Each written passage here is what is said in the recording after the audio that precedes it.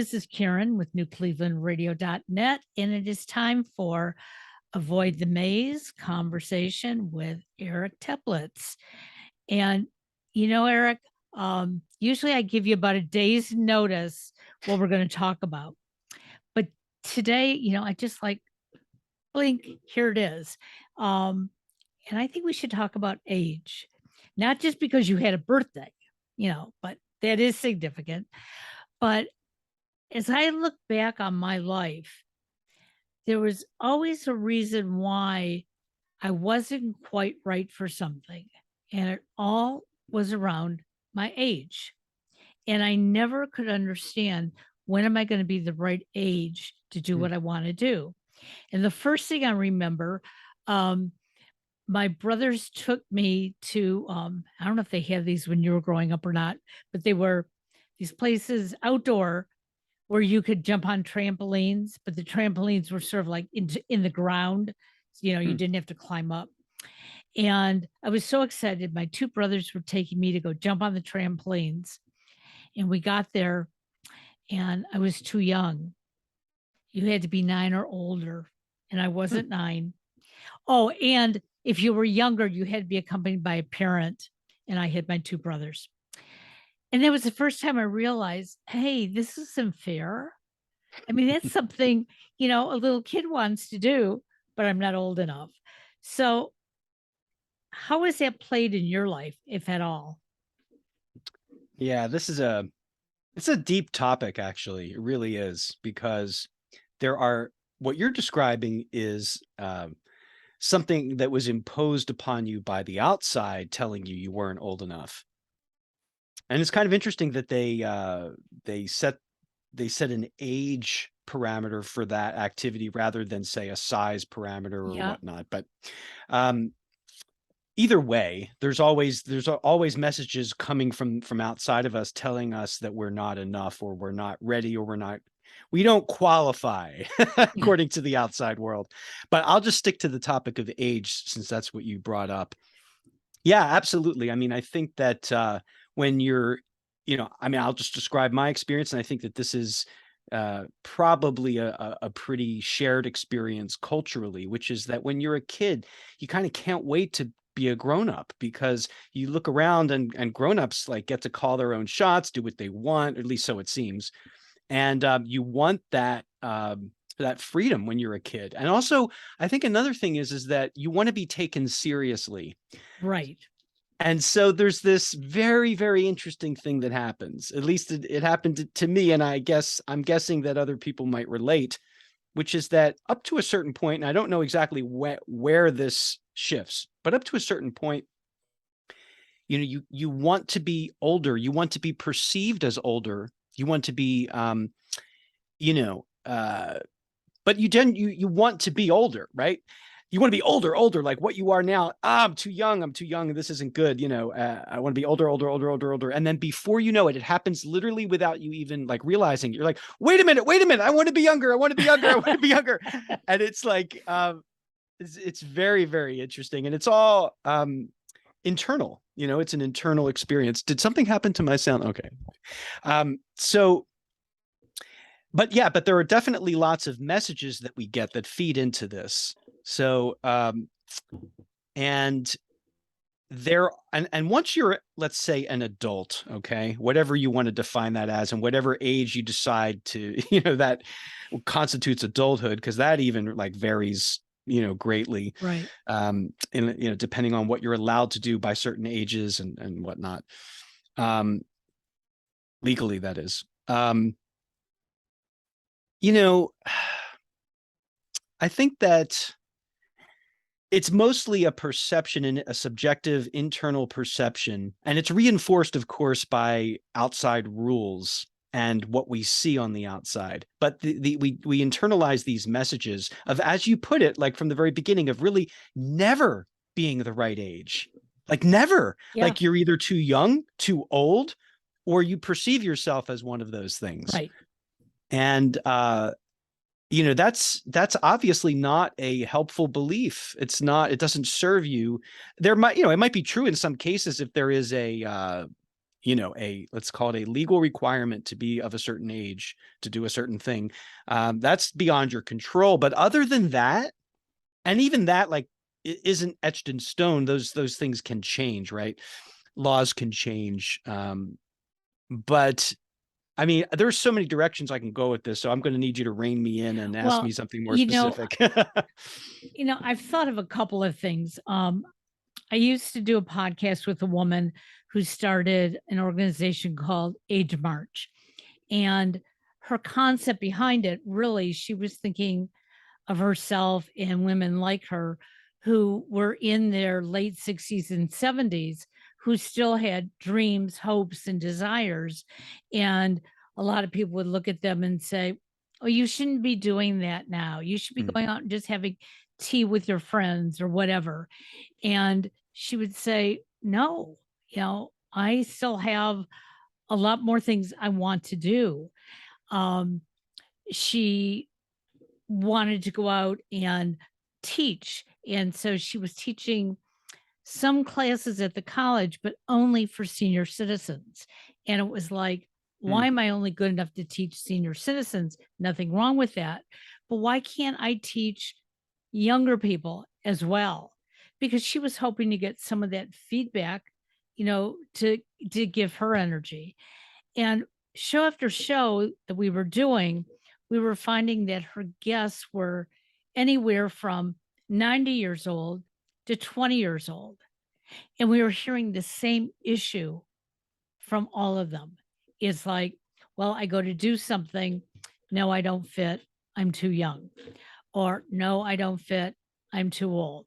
Or um, something regarding that. And then I realized that when I look back at all the jobs I've had in my life, many of them, I knew I wasn't at the right age for them. When I was in my 20s, they wanted somebody who was more seasoned. When I was in, my 30s, well, maybe you're right. But, you have a family. So, you need to be more responsible to your family than the job. And then you get into your 40s and they start looking at you. Well, how much longer are you going to be able to work? Hmm. And on and on. But we do that to each other as well. Yeah, I And think some of it is cultural. Now, I've only ever lived in the US, but I understand that there are other cultures that revere older citizens, older people. absolutely. There is respect, inherent respect for their lived experience and the wisdom that comes with it. Uh, and in our society, we don't like to, we are so youth obsessed. It's really, and we like to kind of, get the older people out of the, like, we don't want to see them, get them, out of the way, get them off of the TV sets and whatnot. Uh, what's really interesting to me is, I think, and I've heard a lot of people say this, that internally, inside, they feel like the same person they've always been. They don't feel, and sometimes people have the experience of looking in the mirror and being shocked, like, who is this old person? Like, I am, like, you don't experience yourself as your physical age. You Right. experience yourself as this being, right? Like, that moving through life. And now there are certain things that might change with age, and certainly, like, you might experience like physical changes in your body. That's pretty normal. But I think a lot of this, a lot of quote unquote age is an attitude. Really, it's Right. like, in other words, if you dismiss yourself, and granted, there might be a lot of support for this in the outside world, but you have to agree to it. You have to consent to it. One of my favorite quotes ever is Eleanor Roosevelt, and she said something to the effect of, "You can't feel inferior without your consent." And that Yes. that that Yep. applies to so many, you can substitute inferior with so many other things. But basically, like, regardless of the outside messages, you have to, like, sign on and be like, yes, like, you have to agree with it, and internally. But the thing is you don't have to, right? So, despite outside messages of what people are telling you, you can't do this, you can't do that, you're too young, you're too old, you don't have to agree with that. Now, it might require, it might take some effort on your part to dismantle those messages, or to, like, tune them out, or to not, to act in spite of those messages. But ultimately you can do that. And I love, there's so many examples in the world of people quote defying their age and doing Oh, things that are just like not considered viable for their age. On both sides of the spectrum, right? Like young people who are doing things way beyond what people give young people credit for, sure. or and then older people that do things that will blow you away and that many people much younger than them can't do. I'll tell you just one example that pops to my mind.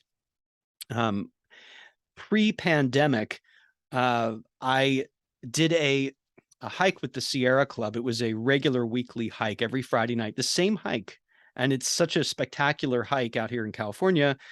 And it's always somewhat different because conditions are always somewhat different. So Sure.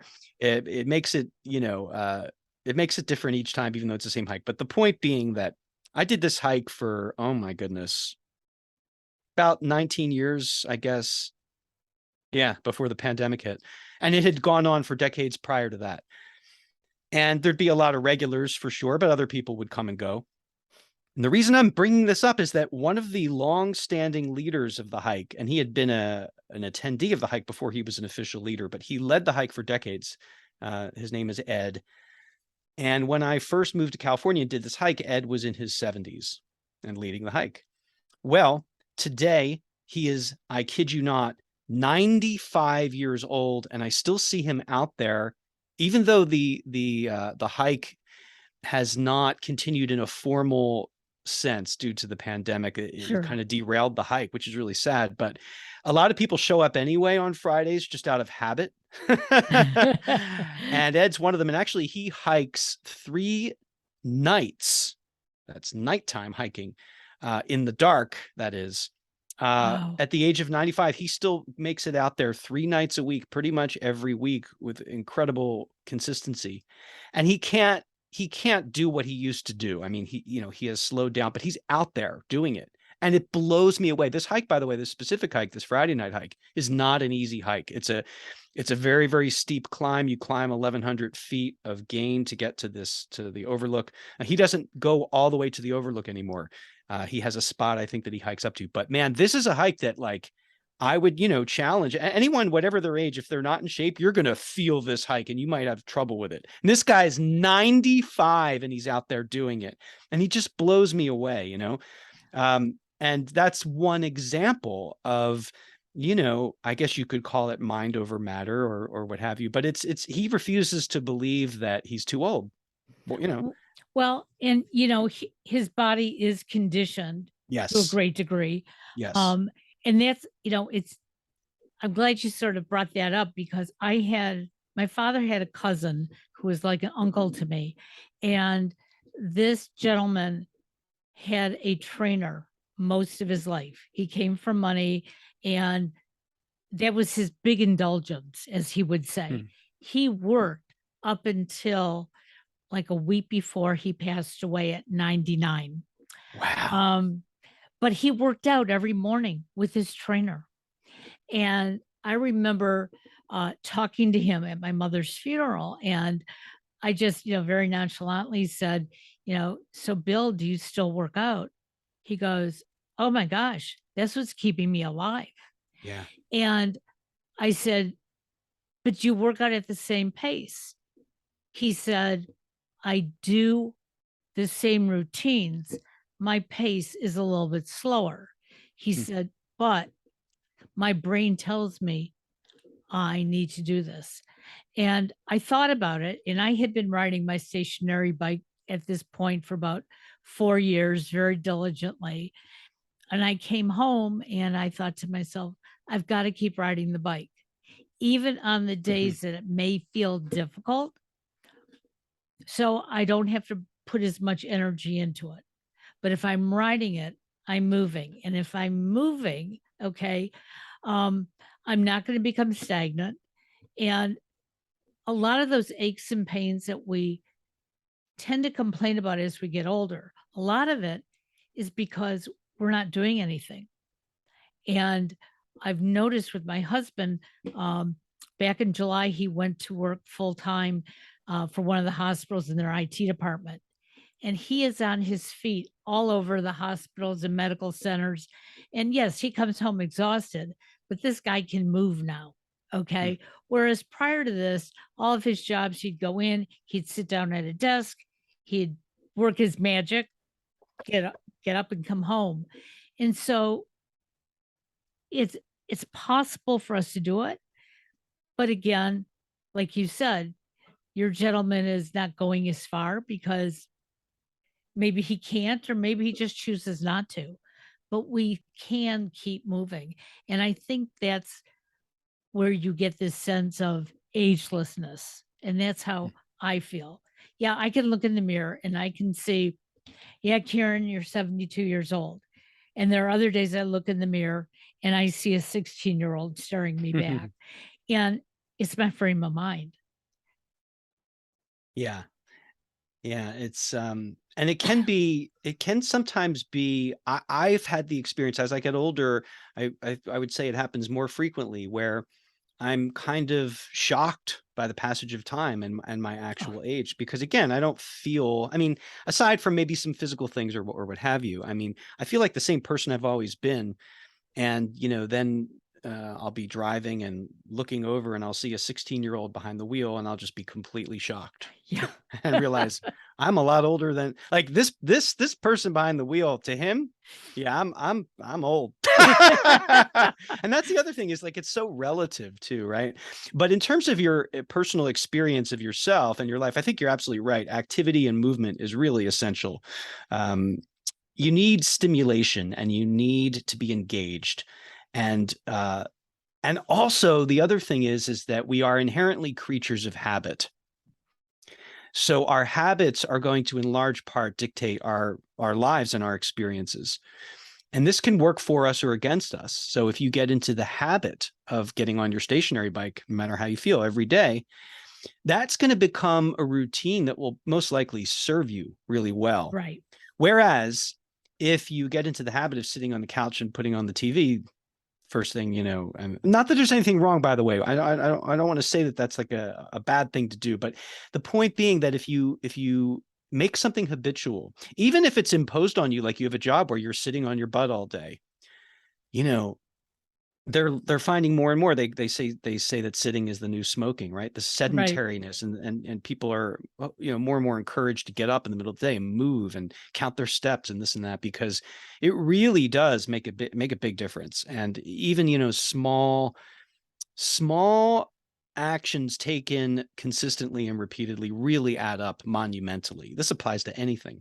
So, yeah, the activity and you hear so many stories about people once they retire, they die shortly thereafter, right? Because it's like they don't know what to do with themselves. They've lost their sense of meaning and agency and purpose. And it's not to say that you can't have a good and an enjoyable retirement, but you need to be engaged and stimulated and active.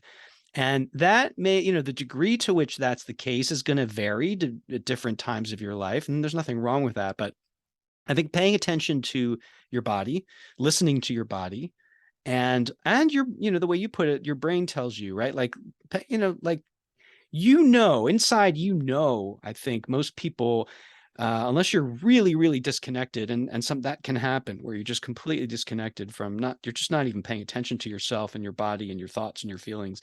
But if you are, um, you'll get messages telling you back off or mix it up or I need something. Your body will tell you I Right. need something. Just like when you're hungry, you need some kind of nutrition, and I think your soul needs something. And what's interesting is that with this pandemic and which has really radically changed a lot of our lives, um, not all for good, not all for bad, but it's changed them.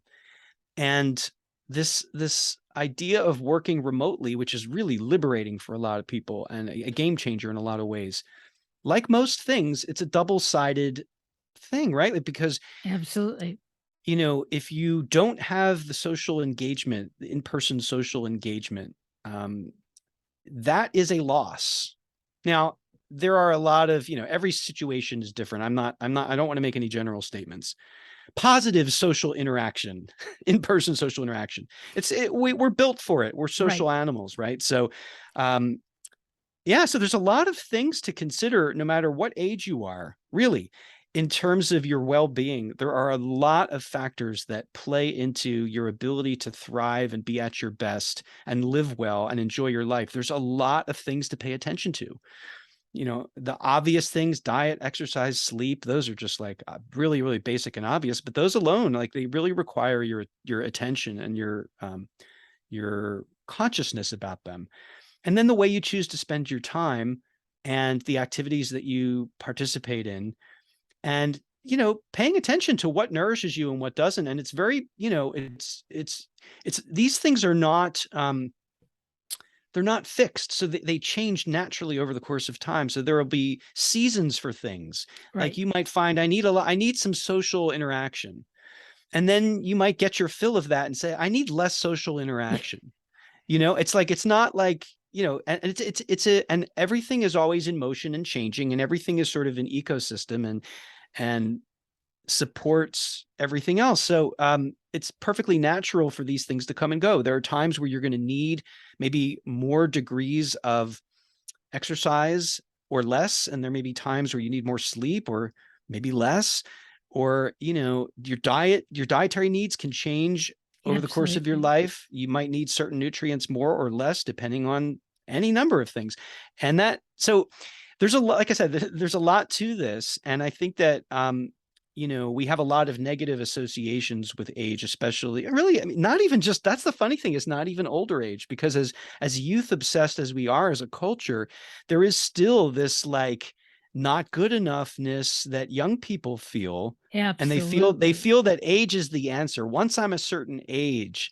And then of course they realize it doesn't go away. So I would encourage listeners, whatever age they are, to work on self-acceptance. And that's a huge topic in and of itself, but really just, pay attention to what you want, what your body is messaging you about. Pay attention to what is of interest to you, what you're curious about. This is like, man, and I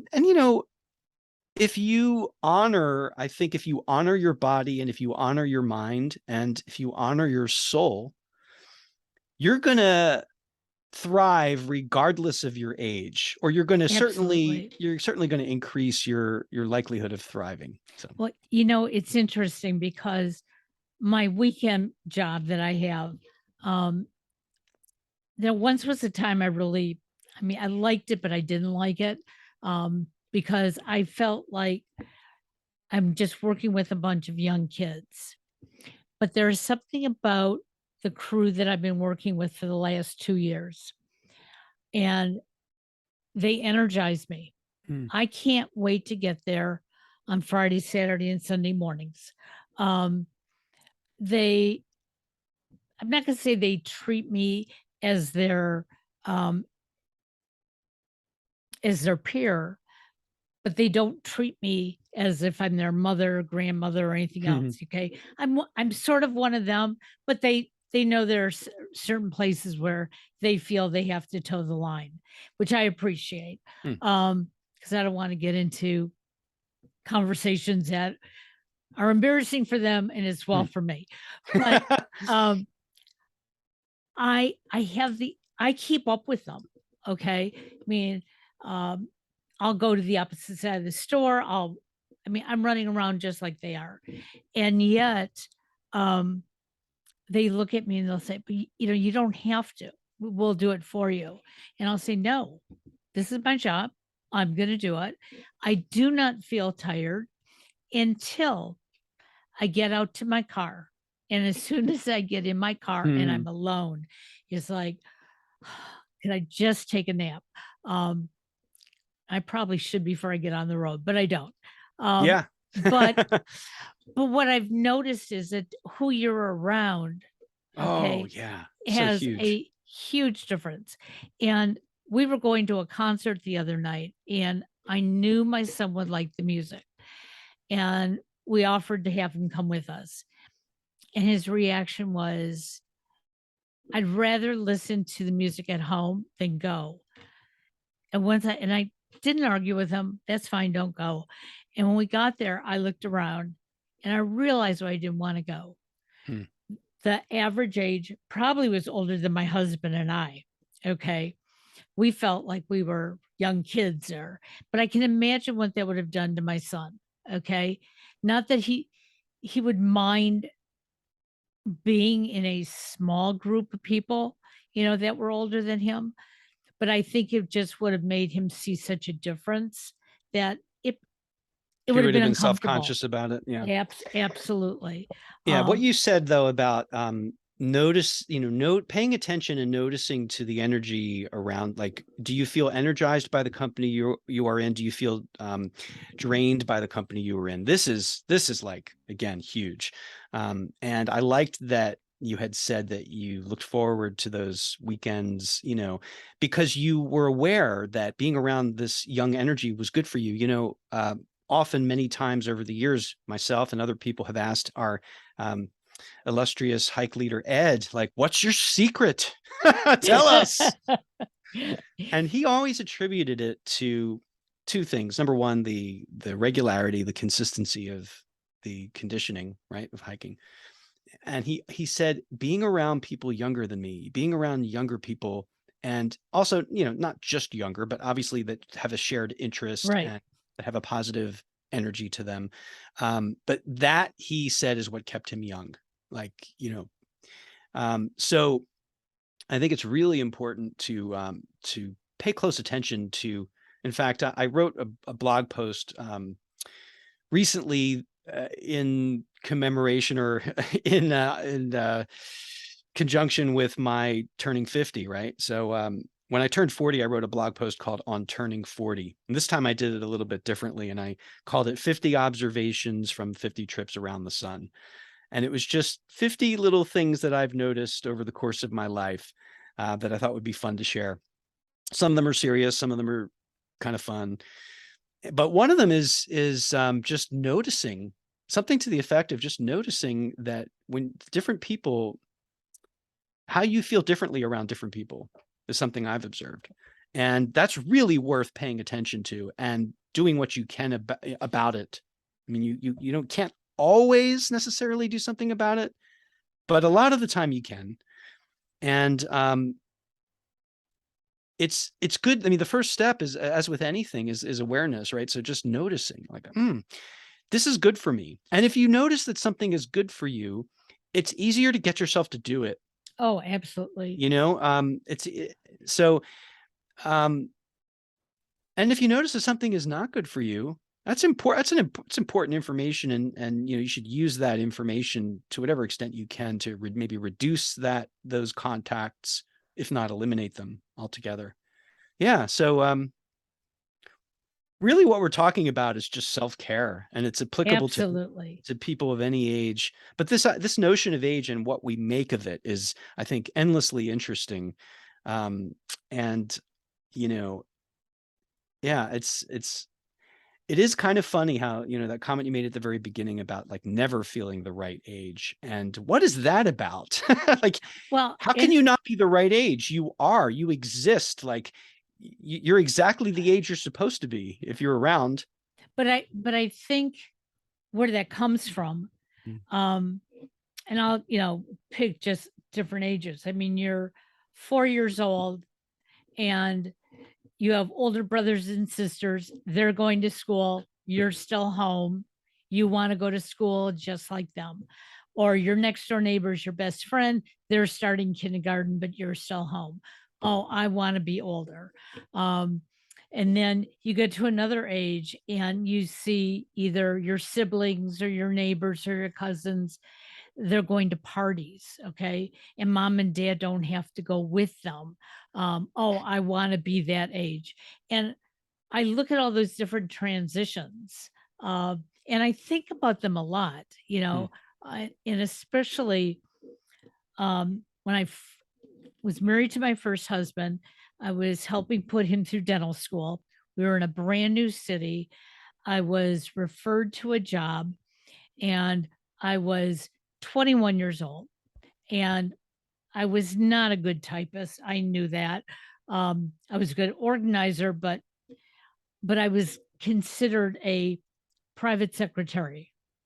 I was totally like, I don't even know what to do with all of this. And there was another woman in the office who was the office manager. Now, I could have done her job, okay, Hmm. but that wasn't the job I had.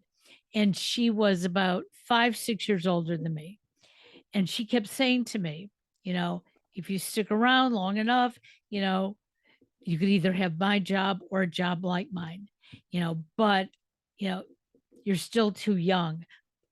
What I think now is I was inexperienced, and Hmm. I would have preferred she would have said that when I Yeah, was right. 21, but it was like, "Oh, you're too young." Well, by the time I got to the age in her mind to be old enough, I had my first child. I was at home. I wasn't working. Um, but I look at other jobs that I have applied for in my life, and some of them I just knew, "Oh, you're just a little bit too old for this. Oh, you're a little bit too young for this."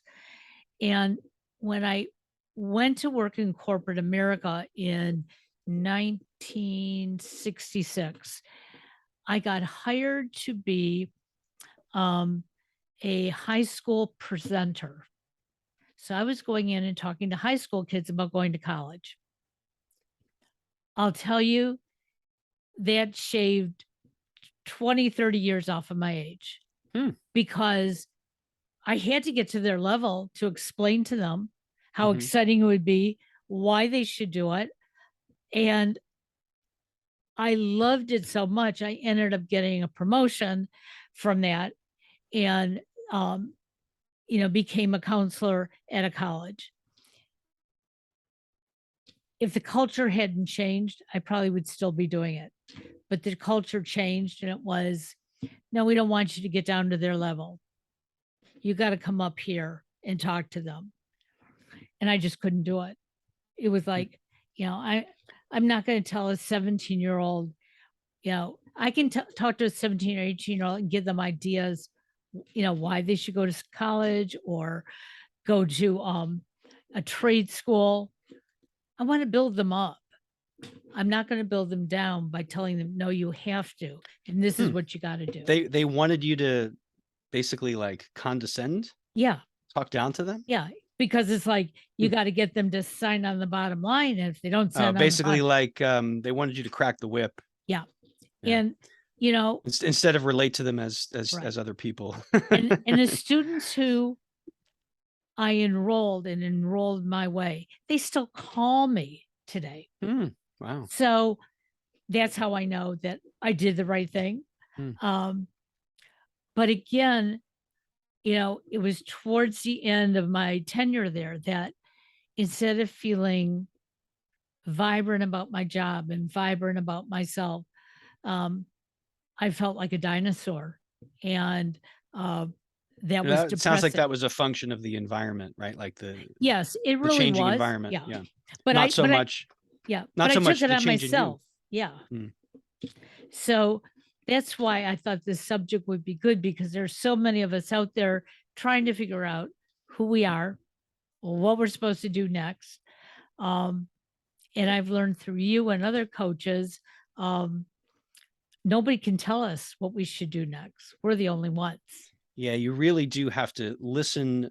Uh, it's a skill and it can be developed, but tuning in to yourself because that's where your answers are. Your answers aren't going to come from someone handing them to you. Your answers are going to come from inside. That's you. You are the expert of you. Someone once referred to me as an expert, and I said, no, no, no. I'm a guide, but if we're talking about, I might be the expert of me, and even then I still have so much to learn. Believe me, I keep learning this.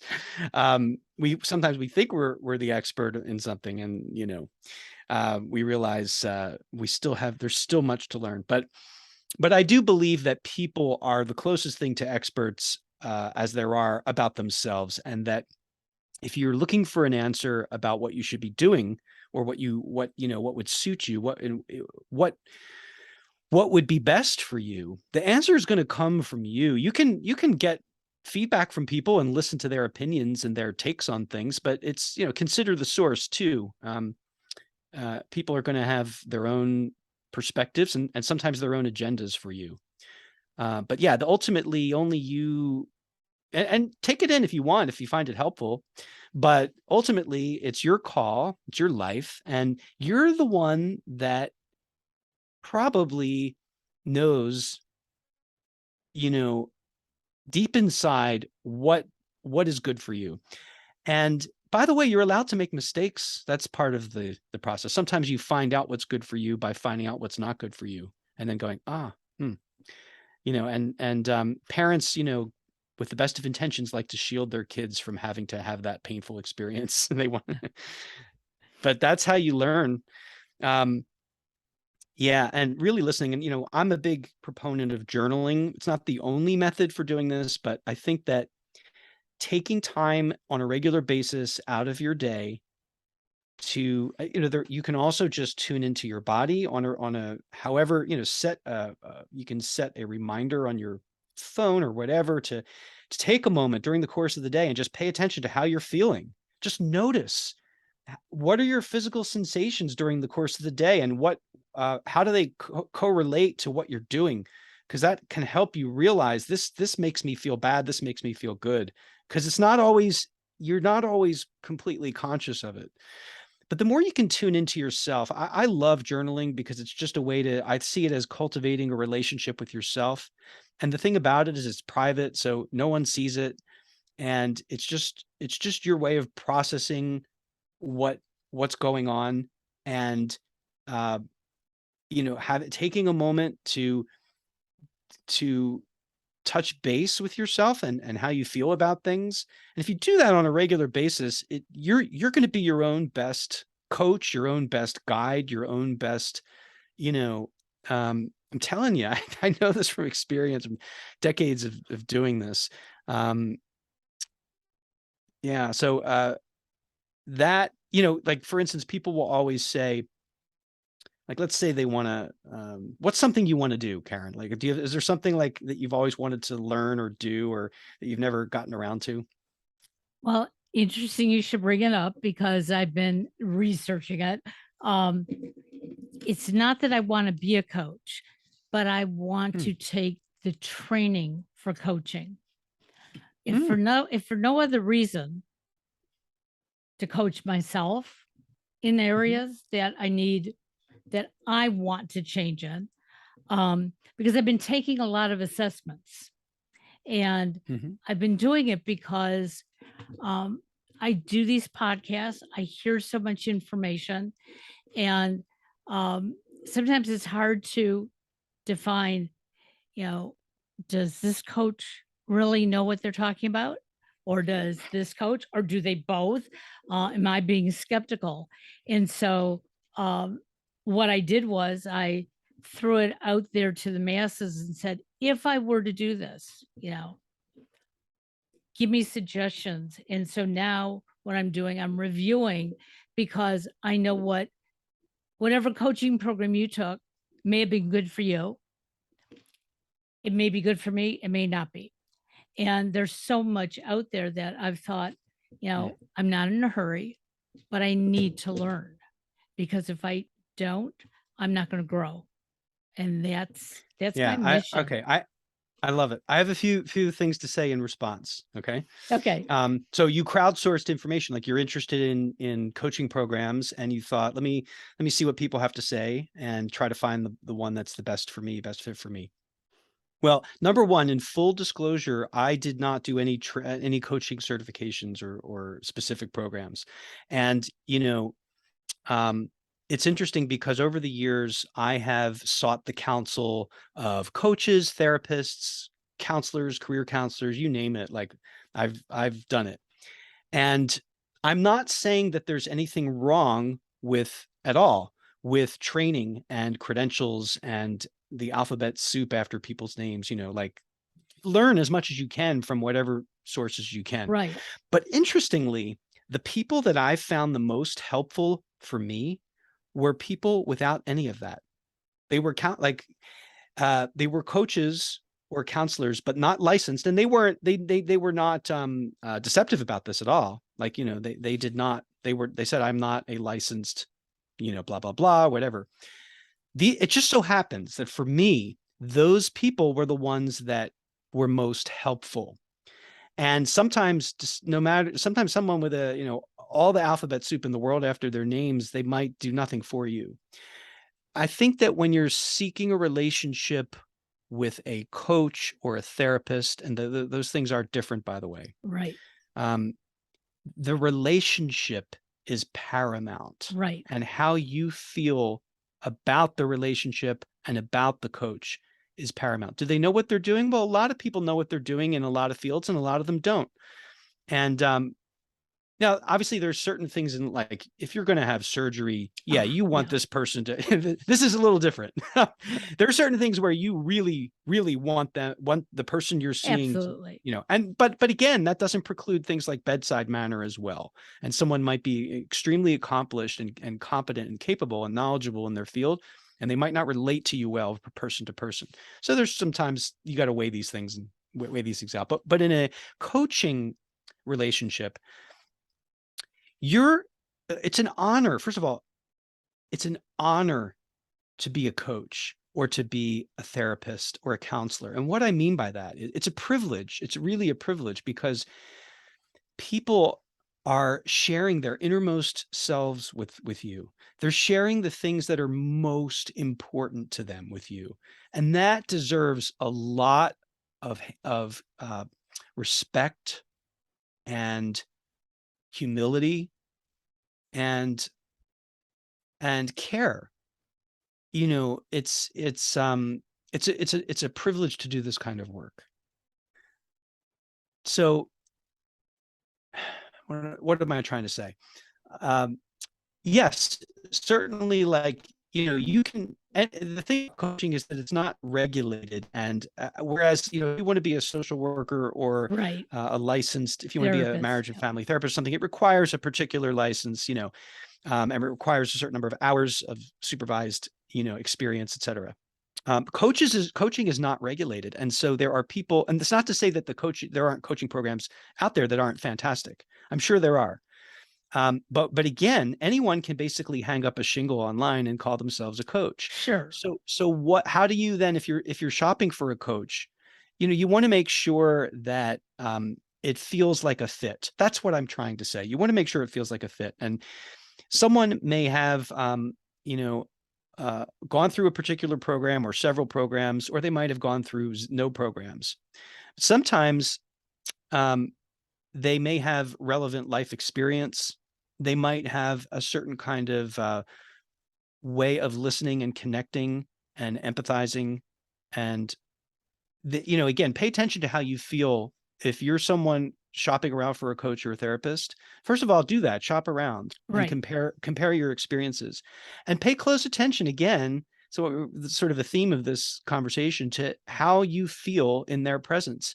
Sometimes, if you might feel condescended to, you might feel like you're not being taken seriously. You might feel like you're not being listened to carefully, like they're not even paying attention, or whatever. Like, honor what you feel, because someone might be a great coach or therapist for other people, but that doesn't mean they're the right one for you. So really, really, and sadly, sometimes it does take some shopping around. It does take some patience. Oh, I have And absolutely. I say sadly, mainly thinking about people who are in need of, a good therapist.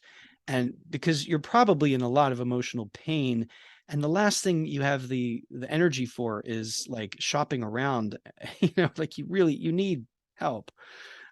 So I say sadly in that context. With coaching, it's a little bit different. Coaching presumes a certain amount of functionality on the part of the client. And there is some overlap between coaching and therapy. I mean, there are some similarities, but generally speaking, um, coaching is more for people who are able to function in their day-to-day lives, but there's something that they really want to work on or Right. improve or need help with. And yeah, but just just to get back to the point, the reason that I asked you the question of what is it that's alive for you that you're interested in doing, it sounds like you're very much on it. Like you're already doing the research, you're already exploring. Is there anything holding you back? Uh, right now, I'm holding myself back because of timing. Um, and for those who are listening, they're going to say, "Oh, you can always find time to do what you need to do," and to a great degree, that's true. Um, although I chose that I wanted to get this information at the same time I started expanding my podcast. And so now I need to take a step back and say, you know, why am I looking into this? And it's absolutely not for the credentials. If I could just take you know, a training here or a seminar here and another one over here, and have my own alphabet soup and then sort through Yeah. it and say, yeah, okay, I like this technique. Oh, I never thought about Hmm. those listening skills. Those are the things that I'm looking for. Um, so I number see. one, So I you're not could necessarily looking for a full year-long program somewhere, or like you're no, you're looking more for, oh well, that makes it that that gives you a lot more liberty, right, to pick and choose. As you said, you can right. do Yeah, weekend workshops or seminars and things like that on different topics exactly. offered by different institutions, because you're not working toward a particular piece of paper at the end or Right. credential. And Yeah. again, I agree with you. If you have the experience, okay, you've been through a situation, um, and you have good listening skills, okay, I think it's it's much easier to coach somebody, mentor them in such a way. And that's one of the things I do on my weekend job. And I'm always, second Mhm. guessing myself. Did I listen well enough? Okay. Did I sound judgmental? Um, because I know that's the worst thing that I can do for somebody. I'm not there to judge them. If this is what they want to do, you know, I got to get them to think about it the same way I have to think about what I want to do and make sure it's right.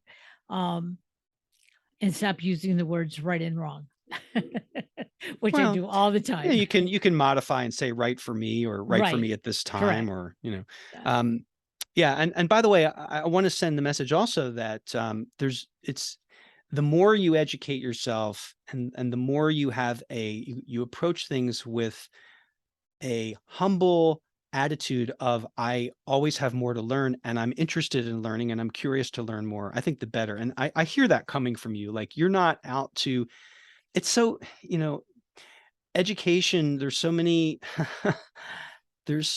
problems with the way we have structured education in our culture. And more now with college, it's the cost of higher education is so prohibitive and Yes. astronomical, and honestly just offensive and absurd, that the pressure for someone entering college to know exactly what they want to do with their lives, so they don't, because it's the amount of money involved is so, you know it's very sad to me. It's very sad because I think education should I think ideally education is, first of all, it's a lifelong endeavor. It's not something that ends when your official schooling ends. And also, ideally, it's something that, we should be encouraged to explore, and we don't necessarily know our path until we're on it and exploring it. So, and also education for the sake of education, for the sake of learning and growth, rather than for the sake of a particular piece of paper that's going to gain me entrance to Right. something. You know what I mean? Like Yep. that's a completely different mindset. Like when you're out to just, all you need is this. The reason for your doing it is because you need this credential so that you can do what you really want to do. Then you may or may not take the education itself seriously, and you may or may not learn much from it. But if you go in with this, and as it sounds, you absolutely are in regard to coaching, like you really want to understand What, Absolutely. because like you said, you've already done this, and you've already served in a coaching capacity and in a mentoring capacity with people in particular contexts. And so this is a way to learn specific skills, and also meet people, like-minded people, and just kind of open yourself to new kind of, as you said, techniques or theories, or just expand your palette, and just Absolutely. and get a sense of like, yeah, this is edifying, right? And so any coach, I wouldn't rule out getting a particular, I'm not motivated by a particular Sure. abbreviation to put after my name, but I'm always interested in learning, and I'm always interested in how I can coach better. And so I'm a voracious reader, and consumer of selective content, or I should say selective consumer of content. And so I'm always interested I'm fascinated by human beings and what motivates them. It's something I've been interested in, obviously, as far back as I can remember. I find it absolutely fascinating, and how we can tap into our potential and become it sounds so trite, but best selves. How we can live in a way that really does justice to the privilege we have of being alive, how can we take it seriously and make the most of it without like, putting ridiculous pressure on ourselves, or, Right. there's a balancing act to it, right? Like, um not in a harsh, like demanding the best from yourself, like a drill instructor or something. There may be times for that in particular contexts, but just how can we maximize this opportunity we have to, here we are in this situation called life. There's so much there's so much to understand. There's so much to try to understand. And we have a personality, and we have certain inherent traits, and we have some traits that are malleable too.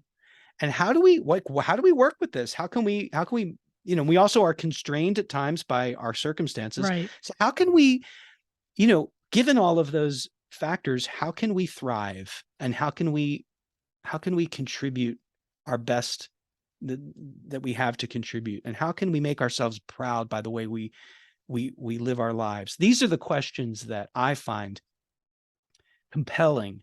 And I think everyone relates to it. Everyone wants to have this experience of themselves where they feel like they're putting themselves to good use, and they're really like stimulated in a good way, and they feel connected, and they feel engaged and energized. Who doesn't want that, right? Right. Um, but we've gone off on, I realize like this is sort of far afield from my original question. The reason I asked for you to think of something that you were interested in, it sounds like you're already pursuing it, and you're trying to figure out the best way to fit it into your life. And you've got a lot of priorities already. So there's some juggling and maybe reassessing to do. But the reason I pose the question is that so often someone will say, like I want to learn Italian, or, I want to like learn to play the mandolin, or whatever it is, Yeah. right? And then come the excuses. Yeah. And this idea of age, which was the catalyst for this whole conversation, is often like very high up on the list of excuses. Like, I'm too old, right? Like, I mean, the time to learn a language is when you're young, you're a sponge, and you can, pick it up real quickly. And what's the point? And, or the thing people love to say is, if I start now at my age, do you know how do you know how old I'll be by the time I'm halfway decent at it? And you know what the answer to that is? The same age you'll be if you don't if Exactly. you don't explore it, right? So, Exactly.